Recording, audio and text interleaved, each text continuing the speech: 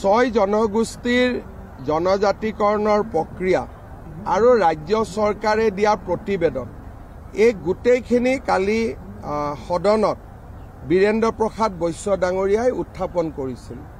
বিষয়টো উত্থাপন কৰোঁতে কংগ্ৰেছ দলে তীব্ৰ বিৰোধিতা কৰা আমি দেখা পাইছোঁ। যোৱা কেইদিনমান আগলৈকে তেওঁলোক ছয় জনগোষ্ঠীৰ সমৰ্থনত আছিল। যেতিয়াই তেওঁলোকে দেখিলে যে বিজেপিয়ে কামটো কৰি দিয়াৰ ৰাস্তাত আগুৱাই গ'ল, লগে লগে তেওঁলোক ছয় জনগোষ্ঠীৰ বিৰোধী হৈ গ'ল।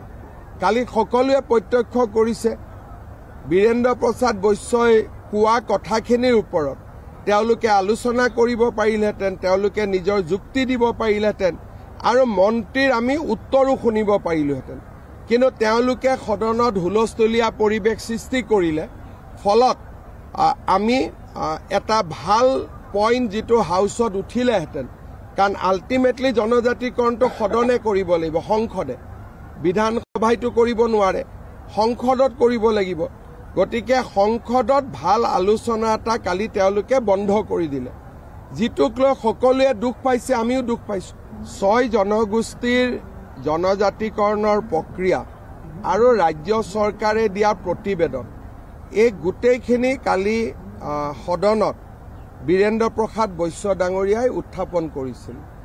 বিষয়টো উত্থাপন কৰোঁতে কংগ্ৰেছ দলে তীব্ৰ বিৰোধিতা কৰা আমি দেখা পাইছোঁ।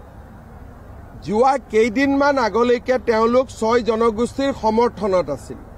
যেতিয়াই তেওঁলোকে দেখিলে যে বিজেপিয়ে কামটো কৰি দিয়াৰ ৰাস্তাত আগুৱাই গ'ল, লগে লগে তেওঁলোক ছয় জনগোষ্ঠীৰ বিৰোধী হৈ গ'ল। কালি সকলোৱে প্ৰত্যক্ষ কৰিছে বীৰেন্দ্ৰ প্ৰসাদ বৈশ্যই কোৱা কথাখিনিৰ ওপৰত তেওঁলোকে আলোচনা কৰিব পাৰিলেহেঁতেন, তেওঁলোকে নিজৰ যুক্তি দিব পাৰিলেহেঁতেন আৰু মন্ত্ৰীৰ আমি উত্তৰো শুনিব পাৰিলোহেঁতেন। কিন্তু তেওঁলোকে সদনত হুলস্থলীয়া পৰিৱেশ সৃষ্টি কৰিলে। ফলত আমি এটা ভাল পইণ্ট যিটো হাউচত উঠিলেহেঁতেন, কাৰণ আল্টিমেটলি জনজাতিকৰণটো সদনে কৰিব লাগিব, সংসদে। বিধানসভাইটো কৰিব নোৱাৰে, সংসদত কৰিব লাগিব। গতিকে সংসদত ভাল আলোচনা এটা কালি তেওঁলোকে বন্ধ কৰি দিলে, যিটোক লৈ সকলোৱে দুখ পাইছে, আমিও দুখ পাইছোঁ।